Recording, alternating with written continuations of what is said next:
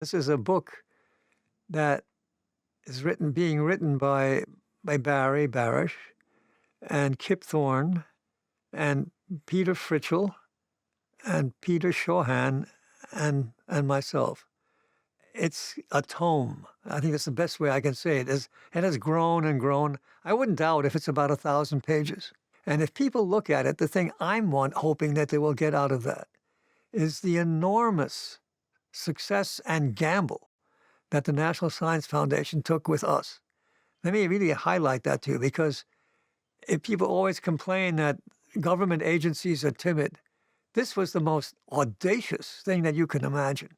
But here is the NSF deciding to jump in that field, even though it had that bad beginning, with the idea that maybe you could do this with interferometry. So now here comes the thing that's so wild about it, because it needed unbelievable precision. I mean, nobody had that kind of precision. When you told somebody you could do this with light, they looked, I mean, most of the friends of mine looked at me like I was nuts. And then the other thing is you don't even know if there are sources. And really, you don't even know if the stuff exists, because Einstein kept waffling about it. So here we are with an NSF taking that on. Well, all right. So they went ahead with it. They gave us the money, and we spent, well, certainly 10 years making it work better and better in the big facilities, and had still not detected anything.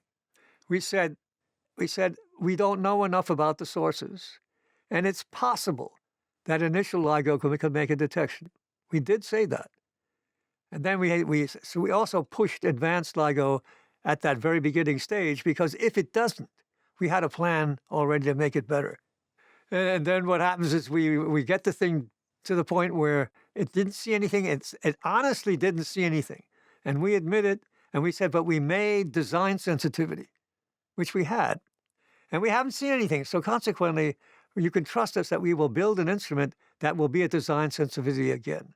And we think we can make a factor of whatever improvement. And that was advanced LIGO. And then what happened is we made that detection.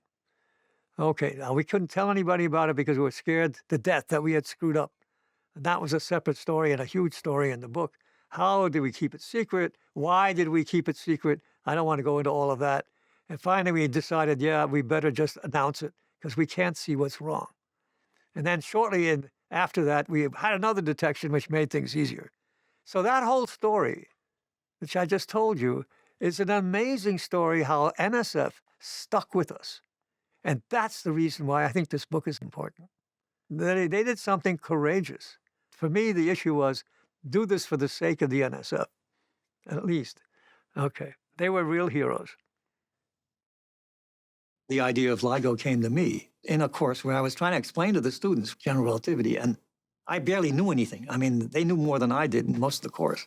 There was a revolution going on in the whole idea of gravitation in the early 60s, and I wanted to be part of it. And because I had spent time at Princeton, they thought I knew something about general relativity, which was absurd. The trouble was I couldn't admit to the guy who asked me to teach general relativity here at MIT that I didn't know anything about it. I mean, I came to MIT with this whole big program of doing things in gravity, and then to admit that I didn't know what the hell the theory was about was probably more than I should have admitted, right? So I was one day ahead of the students, or in many cases, just about equal with the students. So it was an interesting term, let me tell you. And I learned a lot. I want to acknowledge that the three of us wouldn't be here at all if it weren't for people who are in the LIGO laboratory, in the LIGO scientific collaboration, and in the Virgo collaboration and the Virgo experiment. And since some of you are here, I'm going to insist that you stand up. Would you please do that?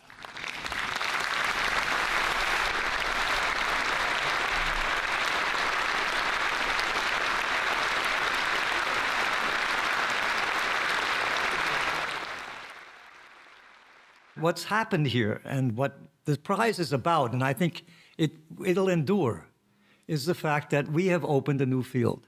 And this field is going to be very interesting. There's going to be things that we've seen now black holes, we've seen neutron stars, sort of amazing. That's so early in the thing that we've already gotten that far. But there'll be other things. And as Kip has said over the years, that electromagnetic astronomy is from charges that get accelerated. We all know that. Gravitational wave astronomy is from masses that get accelerated, and it doesn't get stuck within those charges. It just goes right through everything. And the fact that it's so different than electromagnetic waves is bound to tell us something brand new about the universe. We just haven't found it yet. And I hope our data analysis is broad enough so that you will look for things that you haven't thought of. It's not so easy to do that. But this is going to have some discoveries in it, which are much more important than some that have already been made, I think. So the other thing, I just want to say two more things. One is kind of funny, and I'll say that at the very end. But the thing is that I get a lot of, the reason why I was the first to go to the king, and let me quickly say that was sort of awesome, that picture of us walking to the king. Well, I'll tell you what was going on in my mind at the time. I now ask you to step forward to receive your Nobel Prizes from the hands of His Majesty, the King. What was going on in my mind is I'm a little bit dottery myself. I'm 85. And the king looked about as dottery as I did, okay? And what I was worried about was we had practiced this early on with the lady being the king, and at a rehearsal. And I was able to, the lady gave me the little emblem, that golden thing that you see pictures of everywhere, which weighed a little more than a tablet that had your name inscribed on it. That weighed a good bit. Both things together probably weighed, and they had funny moments of inertia, especially that big thing. So that what happened is that you could easily, if you had picked it up wrong, dropped it, okay? I worried about that a lot. So I get up and I'm walking toward the king and I'm thinking, my God, how am I going to grab this thing so that we don't look like a bunch of jerks? That I can hold this thing, he can give it to me and I won't drop it, but he doesn't drop it before I hold it, And well, there was a lot of thinking going on. I grabbed it. I don't know if you saw that. I grabbed it a little bit without, maybe even a not very pretty way, because I was so scared that we would drop it and when they both would have to pick it up, having our tuchuses hanging out to the audience, picking the thing out. No.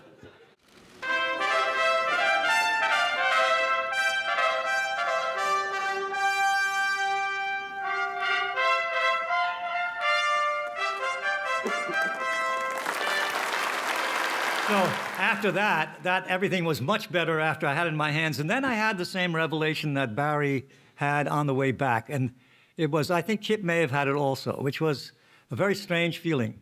Is that, and specifically, Kip can say for himself, and that is, as I walked back, I no longer had to have to worry about whether I was going to drop this thing. And I started thinking, my God, who else has walked that path? And I said to myself, I don't belong in that group.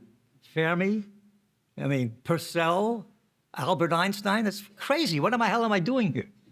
Okay? It made no sense. And I sat down and I said, but I kept thinking about that. And I think Kip had ideas of that like that too. I'm sure you did. It's a very awesome thing that here are these heroes of physics, and you were just a schlump, And so anyway, okay. Then the other thing which has come up, and then I'll shut up, is the thing that has come up in interviews over and over again is that being the oldest and sort of starting this thing back in the 70s, a lot of people sort of give me this sort of, the press especially, has asked, well, how could you have, where did all that perseverance come from? And didn't you just, how could you have lasted so long? That kind of a thing. And, doing this thing and not getting a result until 50 years later. And I look at these people, and I say, you're asking the wrong question. You're worrying about the wrong thing. It's quite clear. The thing that makes it so that you can do this, I never even thought about that. And why is that? It's because of you guys. And I'll tell you what it is. It has to do with that every day you're doing something that's fun. And sometimes you even worry, why should you get paid for this? Yeah. You're either, at least for experimenters, you're making circuits and they don't work, so you figure out why they don't work. That's a pleasure. Or you machine something in a shop and you make it and you say, oh, well, yeah, hey, this works. I didn't expect it to be so good, and it's kind of pretty, too. In other words, there are all these things that are along the way for experimenters, and for theorists the same way, that are along the way that give you a feeling of joy and pleasure of that you're doing something. So you don't think of those 50 years. You think of what's going on tomorrow and tonight and tomorrow. And the thing is, along with that is another piece which is very important, and it's fundamental to this collaboration. And that is that you, for example, you have made that circuit, it works well.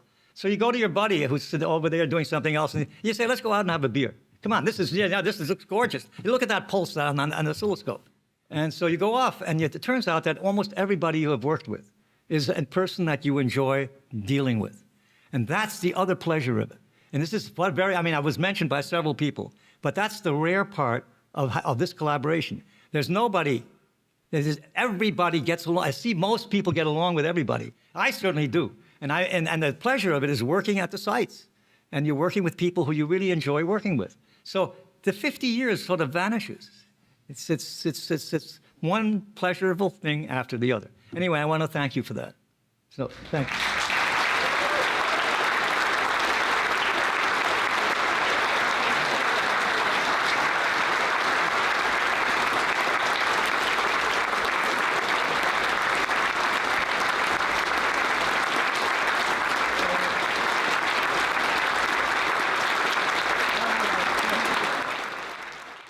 The discovery isn't the measurement of the gravitational waves. I have to tell you that. The black holes. It's the black hole. Yes. That's absolutely spectacular. I know, it's like completely... And not just like solar massy ones, but tens of solar massy This ones. exists, and if you see a couple more, or even, and then you could say something about the universe. It's something new we're going to be able to say about the universe, which is spectacular. Yeah. To me, that's the big discovery. You know, I come from MIT, which has a very speckled history in this business, and it's a bad intellectual history. I think I'll tell you a little about that because that's what makes it so important personally. And we had a very famous man here, a brilliant man, who also was at the Los Alamos Project during the war. He was a nuclear physicist to begin with.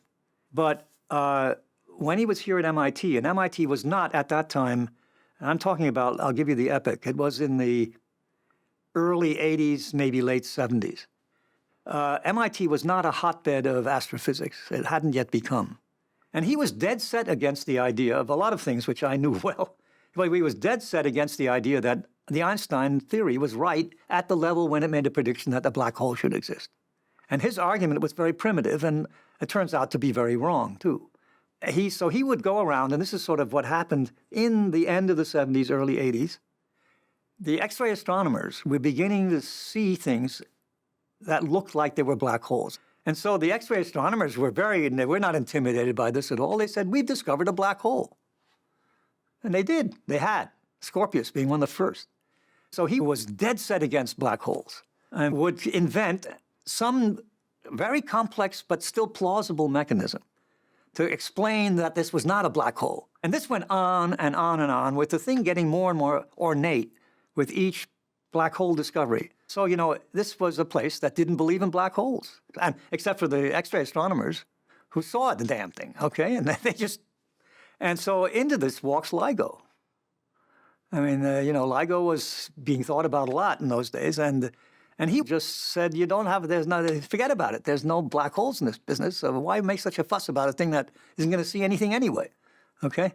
That was the backdrop of the intellectual surroundings in which the LIGO idea had to flourish here. And it had a lot of trouble because of that, because it was just not believed. So anyway, coming back to the, quote, discovery, I think the big discovery is that black hole. And what it says to us that it's the best example. All of us had always hoped. I mean, if I talked with Kip Thorne a couple of nights ago about this. This is the best thing that could have happened to us. Rather than seeing a neutron star, we'd like to see those for other reasons. But here is the thing we really want to see, is a black hole. A pair of black holes making a new black hole. Unbelievable. You can't ask for more. It's the vindication of everything.